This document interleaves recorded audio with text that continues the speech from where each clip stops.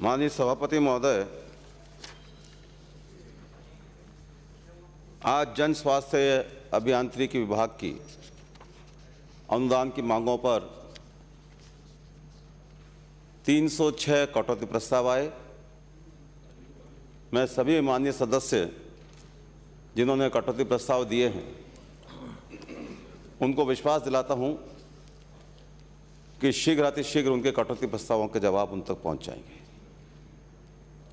आमतौर पर तो ये कटौती प्रस्ताव ज़्यादा आया करते हैं राठौड़ साहब, लेकिन शायद लगता है कि आप सहित काफ़ी माननीय सदस्य इस बात से को महसूस कर रहे हैं कि पेयजल की समस्या से राजस्थान में निपटने में थोड़ी ज़्यादा रुचि दिखाई जा रही है। मैं उन सभी 36 माननीय सदस्यों का भी आभारी हूं जिन्होंने अपने भाषण, अपनी तहरीर के माध्यम से यहाँ अपनी बात रखी। उनके बहुमूल्य सुझाव हमें दिशा दिखाएंगे। मैं उन सभी का एक एक करके जवाब देने के बजाय मैं उन सबको भी लिखित में जवाब भेजूंगा और यह विश्वास दिलाता हूं कि बिना किसी भेदभाव के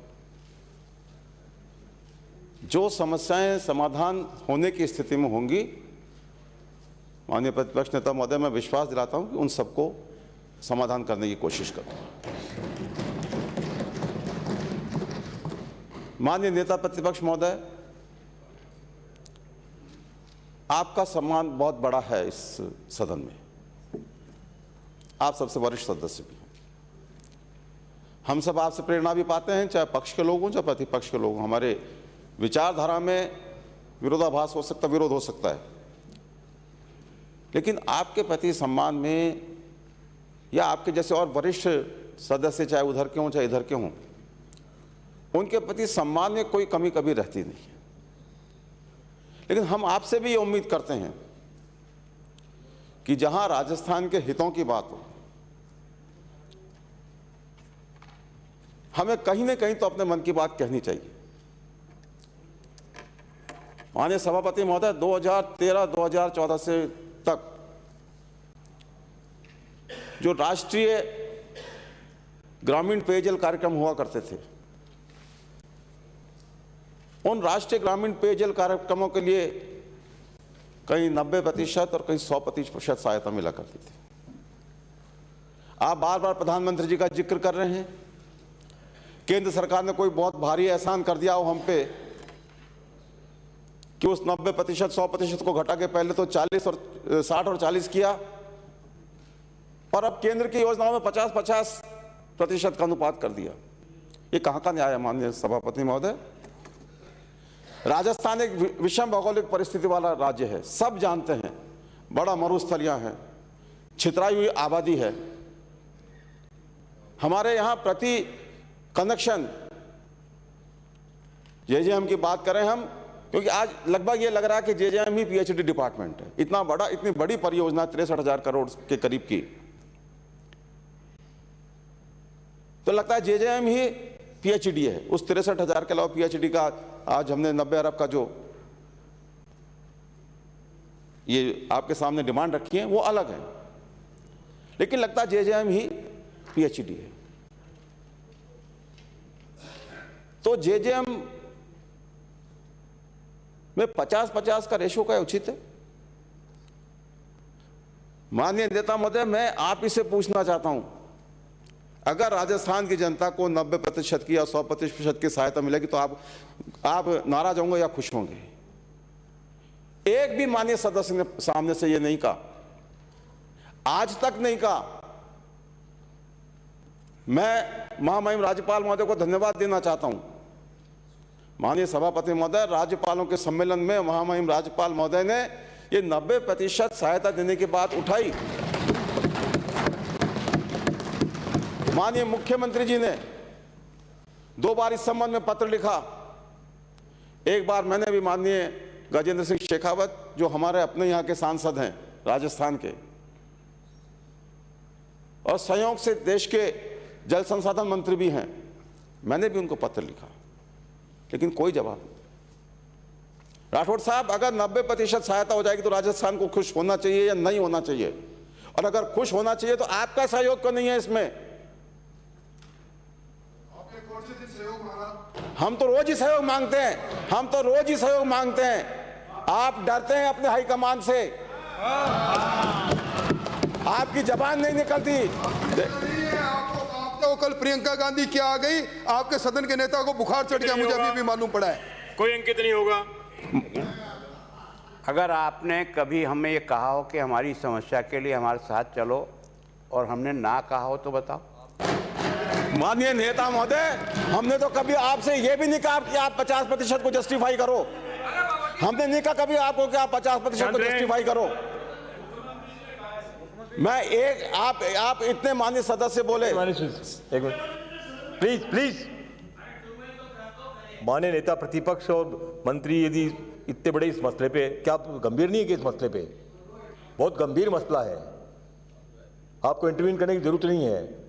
माननीय मंत्री महोदय और माननीय नेता प्रतिपक्ष यदि इस बात में कोई सहमति व्यक्त करके यदि भारत सरकार से कोई इमदाद लाते हैं, पूरे राजस्थान का भला होगा। मैं सभी माननीय सदस्य जो बैठे हुए हैं उनसे अपेक्षा करता हूँ, कोई भी माननीय सदस्य जब नेता प्रतिपक्ष, और ये मैं इसको वाद विवाद का विषय बना, मैं स्वयं भी नहीं बनाना चाहता। आसन कतई इजाज़त नहीं देता इस बात की कि जब मंत्री कोई अपना वक्तव्य दे रहे हैं तब मैं ये वाद विवाद का विषय बने। लेकिन चूंकि गंभीर मसला है, आसन भी ये चाहता है, आसन जो है दोनों पक्षों से ये चाहता है यदि इस मसले का समाधान होकर के और भारत सरकार और राजस्थान के बीच में यदि कोई सहमति बनती है 50-50 की, तो ये पूरे राजस्थान का भला है। कोई मान्य सदस्य बीच में इंटरव्यू नहीं करेगा, मैं अपेक्षा रखता हूं आपसे। माननीय सभापति महोदय, आपका धन्यवाद। पूरे दिन भर में मैं एक शब्द नहीं बोला हूं, किसी भी माननीय सदस्य ने कोई बात कही हो, एक शब्द मैं नहीं बोला। मैं आपसे विनती करता हूं, आप मुझे भी शांति के साथ सुनने की कृपा करें।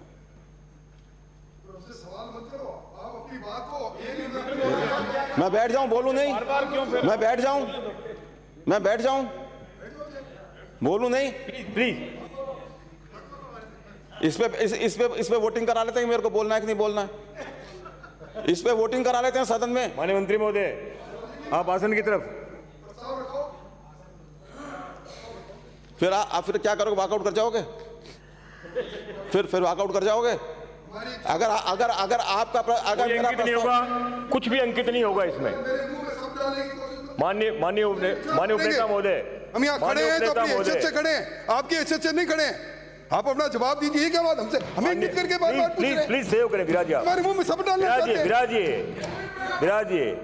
आप दोनों की चुगलबाजी को आपके पीछे बैठे हुए सदस्य तो समझ नहीं रहे हैं कि भाई आप तो चुगलबाजी कर रहे हो, बाकी वो पीछे समझ बड़ा जो है वो हो रहा है।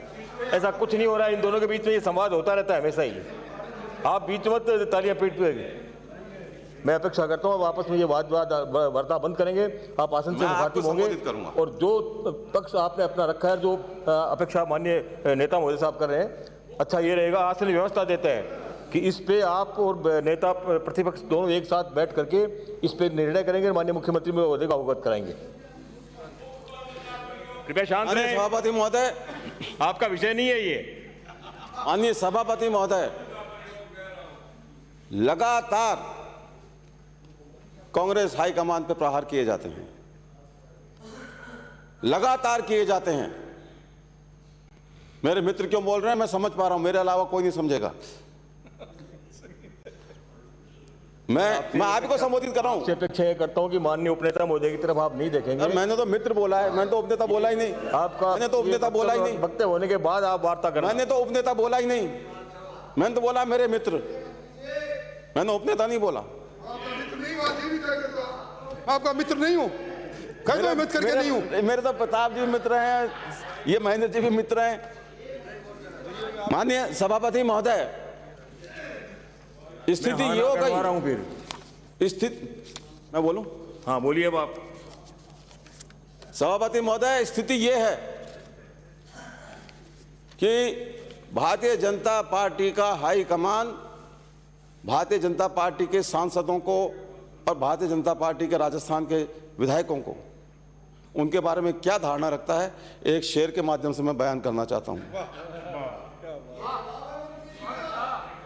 कमीज न सही पैरों से पेट ढक लेंगे। शांत रहें। कमीज न सही पैरों से पेट ढक लेंगे, कितने मुनासिब हैं ये लोग इस सफर के लिए। कोई हैसियत नहीं समझता हाईकमान, जिनको राजस्थान की जनता ने 25 सांसदों को चुन के भेजा, कोई हैसियत नहीं समझता। एक बार भी एक एमपी आज तक राजस्थान के हितों के लिए नहीं बोला। प्रतिपक्ष के नेता महोदय ने यह बात रखी है कि आप हमसे कहेंगे तो हम चलने को तैयार हैं। मैं माननीय मुख्यमंत्री जी को भी ये बात निवेदन करूंगा, आपके भावना से अवगत कराऊंगा। लेकिन माननीय सभापति महोदय, जिस तरीके से 50-50 के अनुपात को जस्टिफाई करने की कोशिश की, मैं समझता हूं राजस्थान के हित में नहीं है। राजस्थान के हितों की रक्षा करने के लिए सिर्फ हम कहेंगे उसी रास्ते पर प्रतिपक्ष चलेगा क्या? प्रतिपक्ष को अपनी जिम्मेदारी नहीं निभानी, और यही कारण है राजस्थान की जनता देख रही है कि राजस्थान का प्रतिपक्ष अपनी जिम्मेदारी नहीं निभा पा रहा है, इसलिए लगातार असफल हो रहा है। चाहे प्रतिपक्ष के माननीय नेता महोदय हों, चाहे उपनेता महोदय हों, चाहे भारतीय जनता पार्टी के प्रदेश अध्यक्ष हों, इतना मैं विशेष रूप से कहूंगा असफल भी और अहम भी बहुत है। एक जो कृपया शांत रहे। महिलाओं के प्रति तो बिल्कुल ही सम्मान नहीं है इनकी। हमारे किसी नेता की बर्थडे हो, मैं सदन की बात कर रहा हूं, राठौड़ साहब प्लीज, मैं भी नहीं बोला, आप क्या बोलते हो मैं भी नहीं बोलता, आप मेरे को सुने कृपया। आज भारतीय जनता पार्टी के नेता वसुंधरा राजे जी का जन्मदिन था। एक भी पुरुष भारतीय जनता पार्टी के माननीय सदस्य ने यहां सदन में उनको बधाई नहीं दी, सिर्फ महिलाओं ने बधाई दी है।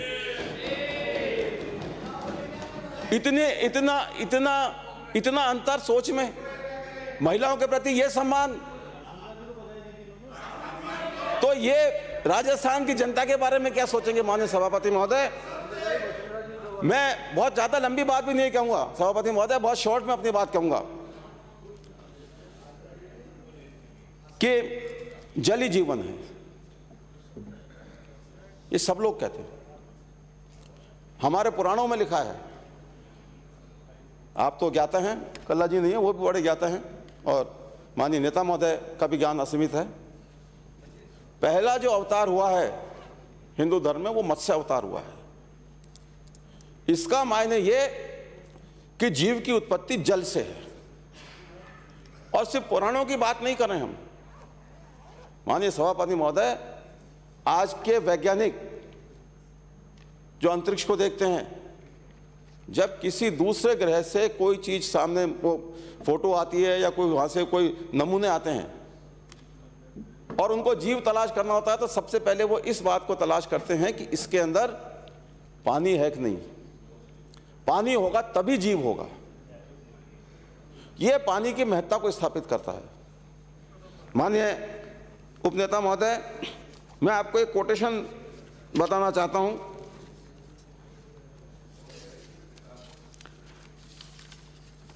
The earth, the air, the land and the water are not inheritance from our forefathers, but on loan from our children.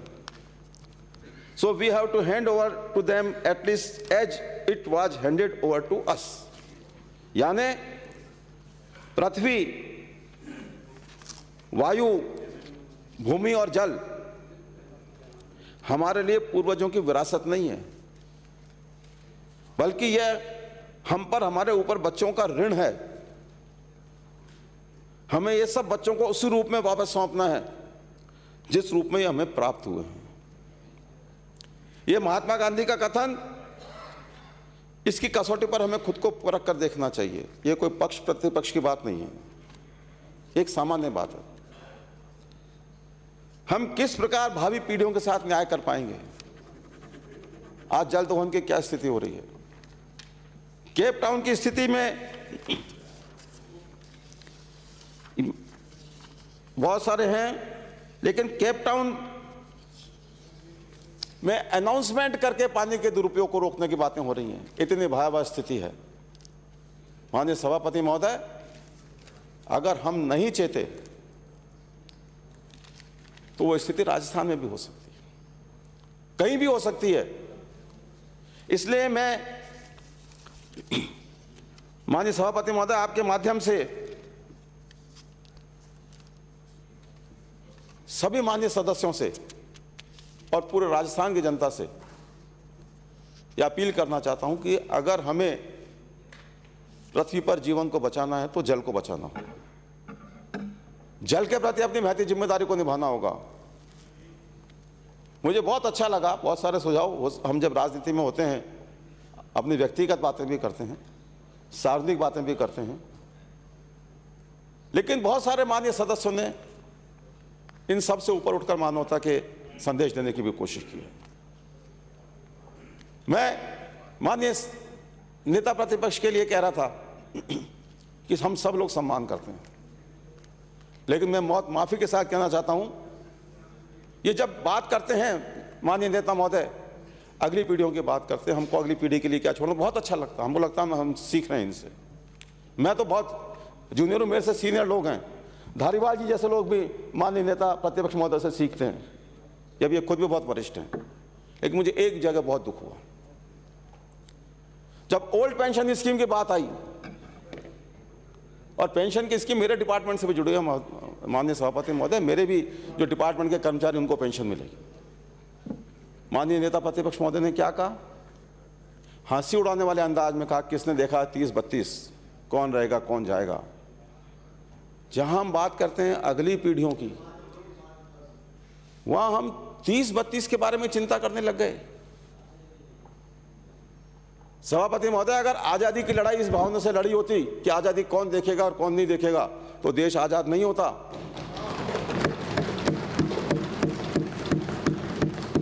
इसमें भी मैं एक शेर के माध्यम से अपने भावनाओं को बयान करना चाहता हूं। तामीरों की खातिर कब देखे हैं हमने ख्वाब, तामीरों की खातिर कब देखे हैं हमने ख्वाब, तामीर दुनिया देखेगी, हम देखेंगे ख्वाब। मैं बहुत अदब और सम्मान के साथ निवेदन करना चाहता हूं कि अगर हम ये सोचेंगे कि आगे क्या होगा, कौन रहेगा कौन नहीं रहेगा, किसको लाभ होगा किसको लाभ नहीं होगा, तो मैं समझता हूं हम न्याय नहीं कर रहे। माननीय सभापति महोदय, मैं बहुत सारी बातें आई,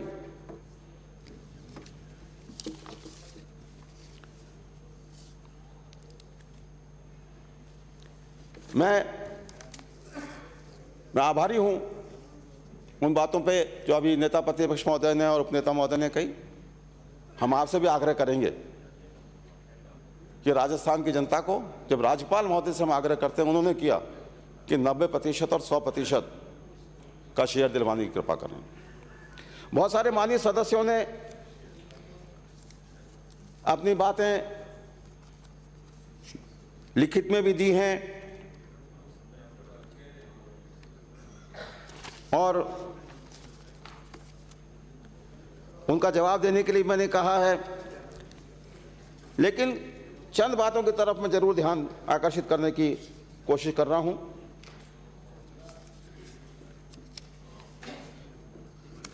एक तो मुख्यमंत्री बजट घोषणा, आम जन को राहत पहुंचाने के लिए मैं प्रत्येक विधानसभा क्षेत्र में आवश्यकता अनुसार 40 हैंडपंप और 10 ट्यूबवेल तक लगवाए जाने की घोषणा करता हूं।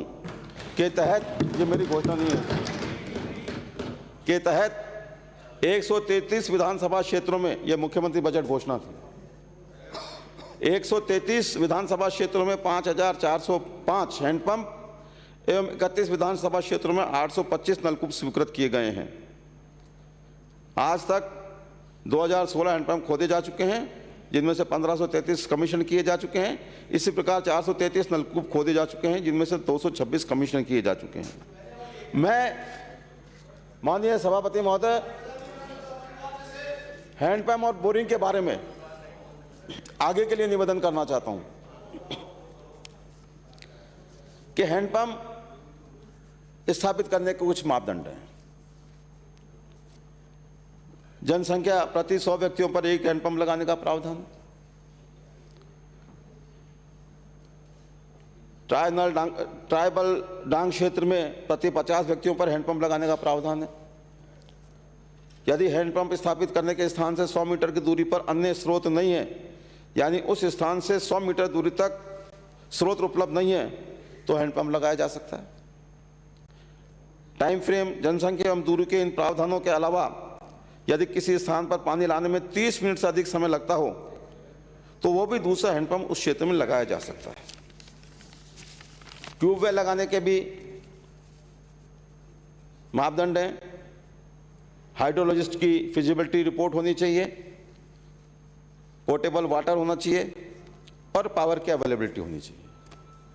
मैं सभी माननीय सदस्यों को, चाहे पक्ष के हों चाहे विपक्ष के हों, मैं ये विश्वास दिलाता हूं कि इन मापदंडों को पूरा करने वाले मांगों पर मैं बिना किसी भेदभाव के विचार करूंगा, ये मैं आपको विश्वास दिलाता हूं। एक विचार करूंगा तो मैं कर दूंगा, यही मानो आप।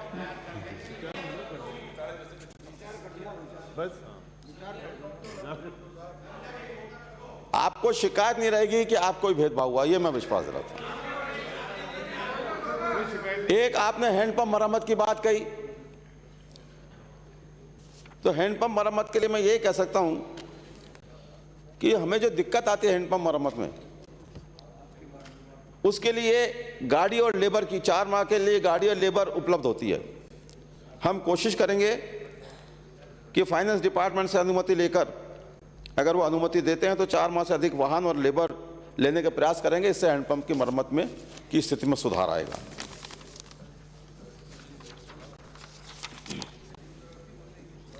कुछ प्रशासनिक मुद्दे, क्योंकि भर्ती के इन संबंध में आपने मेरे सामने बात रखी। माननीय सभापति महोदय, जब मैं मंत्री का मैंने प्रभार लिया था, उस समय 604 जेईएन की विभाग में कमी थी, एजेंस की भी कमी थी। हमने कल रात को ही काफ़ी कुछ ऑर्डर्स जारी किए हैं। मैं कुल मिला के आपको स्थिति बताता हूं कि विभाग में लंबे समय से सहायक अभियंता एवं कनिष्ठ अभियंता के पद रिक्त चल रहे हैं। सरकार द्वारा इन पदों को भरने के लगातार प्रयास किए जा रहे हैं। राजस्थान लोक सेवा आयोग द्वारा चयनित किए गए 312 सहायक अभियंताओं में से 267 को नियुक्ति दी जाकर पदस्थापन किया जा चुका है। ये आज की स्थिति है। हो सकता है कल सुबह आपने अगर पता किया हो तो उसमें अंतर हो, क्योंकि इसमें से काफ़ी आदेश रात को भी जारी हुए हैं। इसके अलावा सहायक अभियंताओं के 368 रिक्त पदों पर भर्ती हेतु अभ्यर्थना राजस्थान लोक सेवा आयोग जयपुर को भिजवाए जाने की कार्रवाई प्रक्रियाधीन है। उन्होंने नोटिफिकेशन निकाल दिया है कर्मचारी चयन बोर्ड ने, और मैं उम्मीद करके चलता हूं कि एक तो इन 368 में हम 93-94 और पद बढ़ाएंगे और कोशिश करेंगे कि ये जुलाई अगस्त तक ये भर्तियां लगभग पूरी हो जाएं।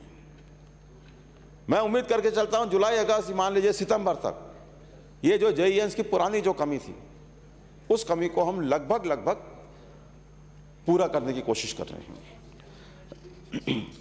अभी जो स्थिति है, राजस्थान कर्मचारी चयन बोर्ड जयपुर द्वारा चयनित कनिष्ठ अभियंताओं के विभाग में 177 रिक्त पदों पर भर्ती अंतर्गत अब तक 173 कनिष्ठ अभियंताओं को नियुक्ति दी जाकर, जिसमें कल रात की भी नियुक्तियां शामिल हैं, पद स्थापन किया जा चुका है। इसके अलावा विभाग में कनिष्ठ अभियंताओं के 366 रिक्त पदों पर, जो मैंने जैसे बताया, इसकी 17/1/2022 को विज्ञप्ति जारी हो चुकी है।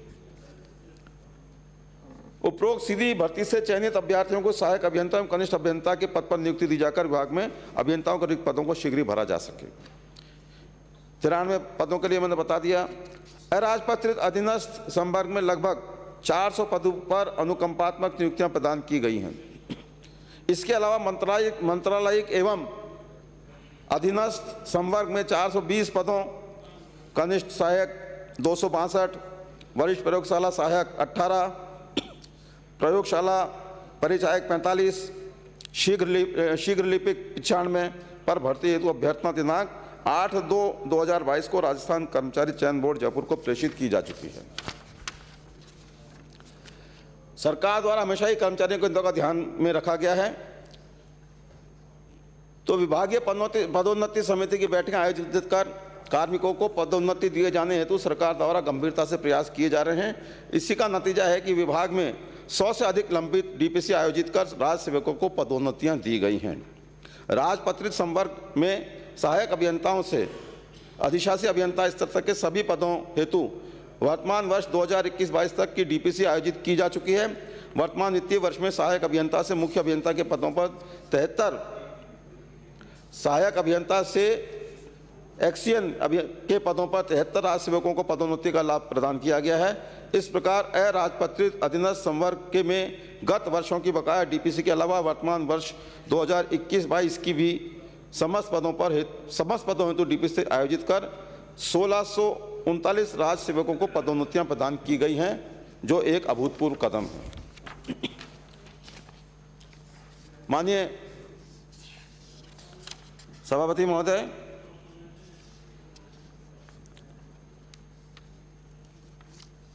मैं कुछ और भी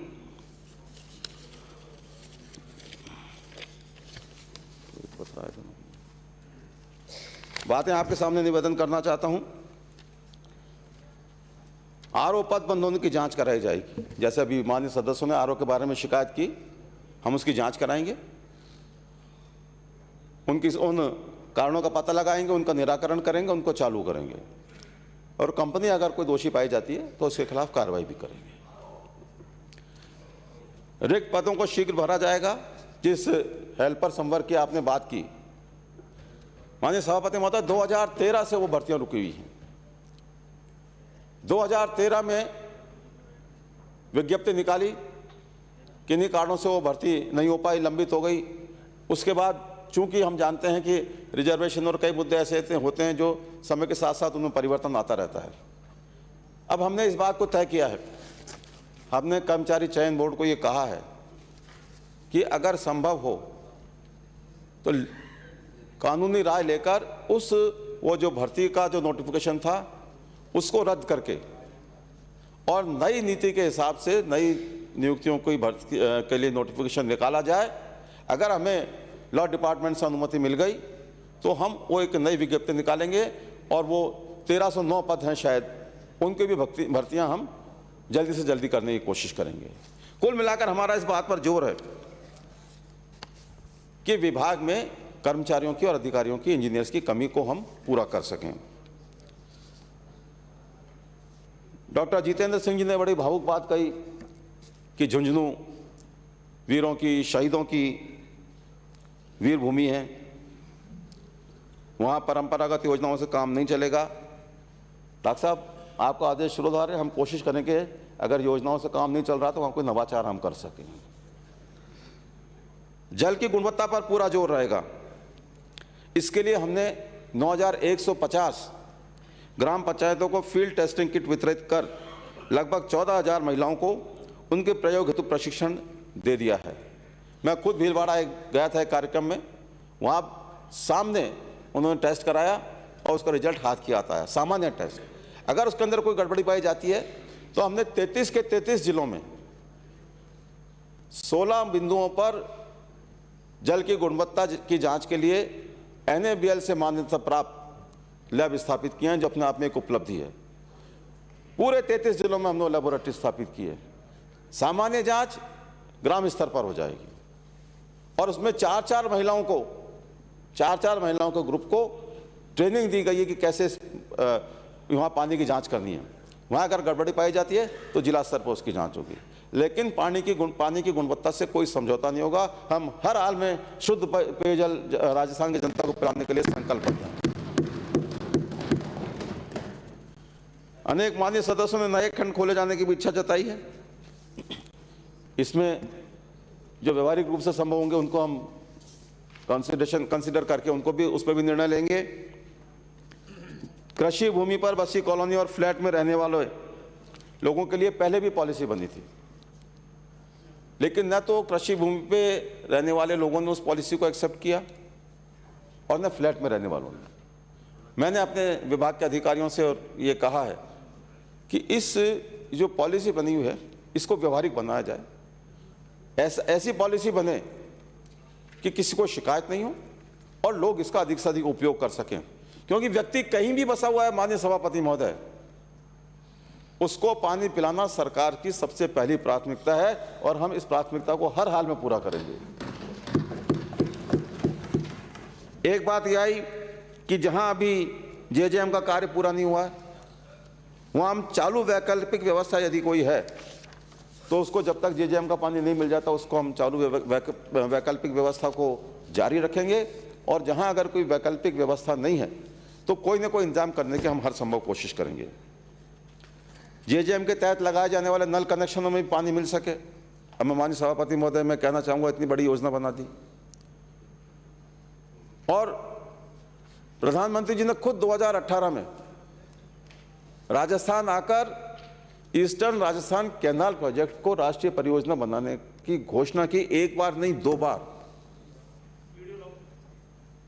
लेकिन आज तक उस पर कोई काम नहीं हुआ। उस घोषणा को लगता है प्रधानमंत्री जी भूल गए। मैं माननीय प्रतिपक्ष के नेता महोदय से और सभी माननीय सदस्यों से आग्रह करूंगा। 25 आदमियों ने याद दिलाया। हाँ जी, और 25 सांसदों ने भी याद दिलाया। मैंने कहा संयोग से सौभाग्य से जल संसाधन मंत्री भी राजस्थान के हैं, उन्होंने भी इस तरफ ध्यान नहीं दिया। मैं आपके माध्यम से, और अगर मैं गलत कह रहा हूं तो राठौड़ साहब आप मेरे को टोक दें, प्रधानमंत्री जी की घोषणा को पूरा करना पूरे राष्ट्र की जिम्मेदारी है, आपकी भी है, आपकी भी और हमारी भी है। और आप नहीं शायद इसको पूरा कर रहे, लेकिन हमारे माननीय मुख्यमंत्री जी कर रहे हैं। नवनेरा लिंक जो योजना है, जो इसका एक हिस्सा है ईस्टर्न राजस्थान कैनाल प्रोजेक्ट का, उसके लिए माननीय मुख्यमंत्री जी ने 9,600 करोड़ का बजटीय प्रावधान किया है। आप आग्रह करें प्रधानमंत्री जी से कि आके इस योजना का भी शुभारंभ करें, इसका शिलान्यास करें, और साथ में ईस्टर्न राजस्थान कैनाल प्रोजेक्ट को भी राष्ट्रीय परियोजना की घोषणा यहाँ करके जाएं, तो आप और हम सभी उनके आभारी होंगे। आप कोशिश तो करें, एक बार कहें, मांग करें, आग्रह करें। आप मांग नहीं करेंगे, मांग तो हम करेंगे। आप आग्रह करें प्रधानमंत्री जी से, सुना नहीं जा रहा है। माननीय अध्यक्ष महोदय, इसी के साथ व्यर्थ बहने वाले पानी को रोकने के हर संभव प्रयास होंगे। हमने छीजत को काफी हद तक कम भी किया है। इससे जो पानी व्यर्थ जाता है, कई बार हमने देखा कच्ची बस्तियों में पानी व्यर्थ जाता है। प्रताप सिंह जी की और मेरी कॉन्स्टिट्यूंसी में तो जयपुर के लगभग सारी कच्ची बस्तियां हैं। सभापति महोदय, पाइप डाला हुआ है, जिसको जितना पानी लेना है उतना ले लिया और उसमें बाकी पानी बहता रहता है। तो हम पानी की इस व्यर्थ बहने को भी रोकेंगे। माननीय सभापति महोदय, आज जैसा मैंने पहले कहा महिला दिवस है। मैं सभी नारी शक्ति का सम्मान करते हुए उन्हें बधाई देता हूं, और इस उपलक्ष्य पर मैं जन स्वास्थ्य अभियांत्रिकी विभाग में पिंक डिवीजन खोले जाने की घोषणा करता हूं। पिंक डिवीजन का मतलब आपके पिंक कपड़ों से नहीं है राठौड़ साहब। महिला सशक्तिकरण की दिशा में सभी भर्तियों में 30% महिलाओं के आरक्षण का प्रावधान किया जा चुका है। महिला सशक्तिकरण को एक कदम और आगे बढ़ाते हुए संभागीय मुख्यालयों पर स्थित जन स्वास्थ्य अभियांत्रिकी विभाग के समस्त क्षेत्रीय कार्यालयों के, मतलब एडिशनल चीफ इंजीनियर के कार्यालय में के अंतर्गत एक डिवीजन कार्यालय को पिंक डिवीजन में परिवर्तित किए जाने की घोषणा करता हूं, जिसमें सारे पूरे डिवीजन में हर पद पर महिला होगी उस पिंक डिवीजन में। ये नारी शक्ति के प्रति हमारा सम्मान है। और एक और बात कहने के साथ कि अभी माननीय मुख्यमंत्री महोदय ने समस्त श्रेणी के उपभोक्ताओं को राहत प्रदान करते हुए 31 दिसंबर 2021 तक बकाया जल प्रभार शुल्क को 31 मार्च 2022 तक एक मुश्त जमा कराने पर ब्याज एवं शास्ति में 100% छूट दी है। ये अपने आप में एक बड़ी राहत है। और बजट में माननीय मुख्यमंत्री जी ने, माननीय सभापति महोदय, किसी इंडस्ट्री को कोई परमिशन लेनी हो भूजल के संबंध में तो दिल्ली में केंद्रीय भूजल बोर्ड के पास जाना पड़ता है और प्राधिकरण उसके पास जाना पड़ता है, उसमें समय भी लगता है और अनावश्यक शुल्क वहाँ जमा होता है। अब माननीय मुख्यमंत्री जी ने बजट में घोषणा की है, हमने मुख्यमंत्री जी से आग्रह किया था कि राजस्थान भूजल संरक्षण एवं प्रबंधन प्राधिकरण बनाए जाने की माननीय मुख्यमंत्री जी ने बजट में भी घोषणा की है। मैं कोई बहुत अधिक लंबी बात नहीं कहता हुआ माननीय सभापति महोदय, इतना ही निवेदन करना चाहता हूं कि यदि आप और हम सब मिलकर चलेंगे तो राजस्थान की प्यासी जनता की बहुत अधिक सेवा कर पाएंगे। मैं इन्हीं बातों के साथ में मैं जो बजटीय घोषणाएं जो माननीय मुख्यमंत्री जी ने 23 फरवरी को अपने बजटीय भाषण में कही थी वो, और मुख्यमंत्री बजट बहस के बाद जो घोषणाएं उन्होंने की थी 3 मार्च को, वो सब पढ़ने की बजाय मैं टेबल करता हूं जिससे आपका समय बचे। मुझे उम्मीद थी आप इस पर ताली जरूर बजाएंगे।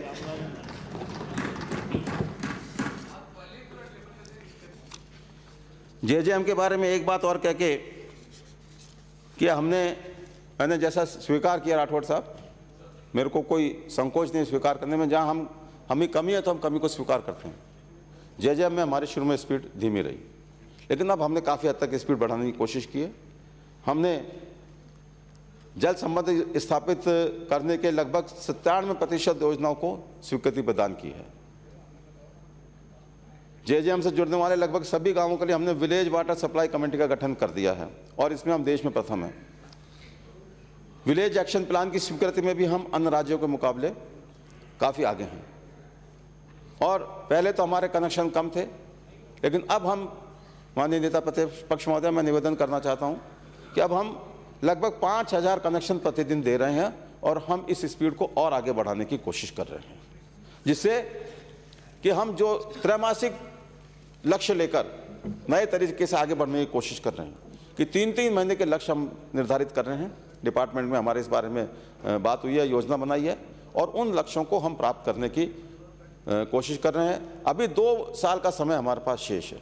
निश्चित रूप से ये बहुत बड़ा टास्क है किसी भी राज्य के लिए, और हमारे राज्य के लिए इसलिए जब बड़ा टास्क है कि हमारे यहाँ पे दूसरे राज्यों में तो पैसा कम खर्च होता प्रति कनेक्शन। सभापति महोदय, हमारे यहाँ पे 72,000 रुपये प्रति कनेक्शन पैसा खर्च हो रहा है। विषम भौगोलिक परिस्थितियाँ हैं, छितरायु आबादी है, पैसे की भी परेशानी आती है, बहुत सारी बातें हैं, कभी नीचे पत्थर आ जाता है, कभी दोबारा खुदाई करनी पड़ती है, बहुत सारी परेशानी है। लेकिन उसके बावजूद भी हमारा विभाग इस बात के लिए संकल्पित है कि हम हर संभव कोशिश करेंगे कि जेजेएम का जो लक्ष्य 2024 का मार्च 2024 का, उसको हम प्राप्त कर सकें। कुछ और हमने काम किए हैं।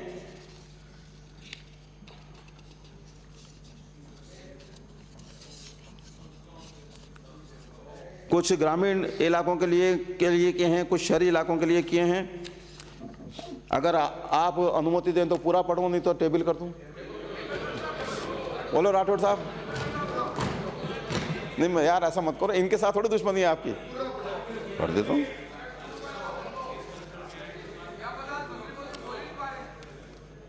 टेबल करूं? ये लो, आप में मतभेद हो गए। मैं, माननीय सभापति महोदय, मेरे इस भाषण को भी मैं टेबल करता हूं और माननीय सभापति महोदय, मैं निवेदन करता हूं, वो कहाँ गया?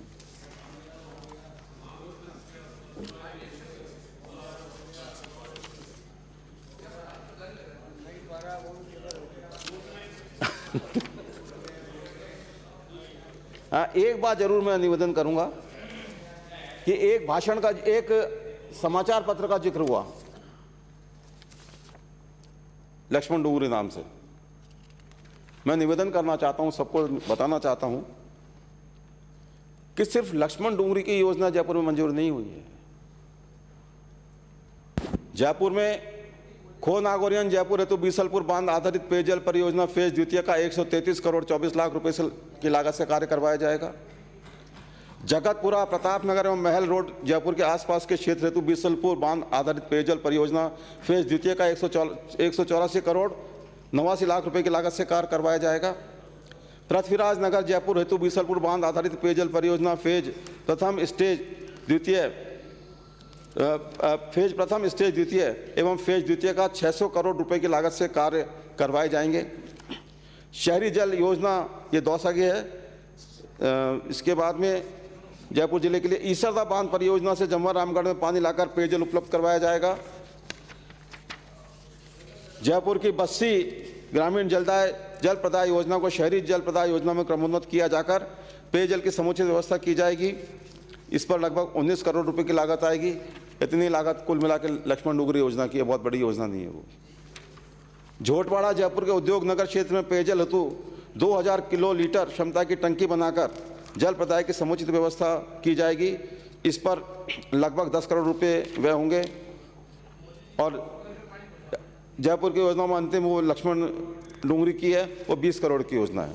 तो जयपुर के लिए इसके अलावा भी हमने माननीय मुख्यमंत्री महोदय से आग्रह किया है और फाइनेंस डिपार्टमेंट में भी हमने प्रस्ताव भेजा है कि जयपुर परकोटा क्षेत्र में आने वाली जो जीर्ण शीर्ण जो लाइनें हैं, पाइप लाइनें, उनसे अनेक बार गंदा पानी भी आता है। चिंता बनी रहती है किसी की तबीयत खराब नहीं हो जाए, कोई दुर्घटना नहीं हो जाए। उसको बदलने के लिए भी हमने शायद लगभग 253 करोड़, या इसकी एग्जैक्ट मैं नहीं कह सकता, लेकिन लगभग इतना 200 कुछ करोड़ की योजना है, उसको हमने एफडी में भेजा है। हम उम्मीद करके चलते हैं कि आने वाले समय में संभवतः उस योजना को भी हम मंजूर करा पाएंगे। तो जयपुर में ये जो दूषित पानी की समस्याएं बार बार समाचार पत्रों में भी छपती हैं और हमें भी बुरा लगता है अगर कहीं दूषित पानी आता है तो पानी एक जगह आता है और शिकायत उसकी 10 जगह दर्ज हो जाती है। तो चिंता का विषय बात ये नहीं कि 10 जगह दर्ज होती है, चिंता का विषय एक जगह भी क्यों आए। शांत रहे, शांत अभी रहे। बात राजस्थान की मैं वो टेबल कर रहा हूँ। तो मैं इसी के साथ अध्यक्ष महोदय निवेदन करना, सभापति महोदय कहाँ गया, मैंने नहीं करा था, वही देख रहा हूँ।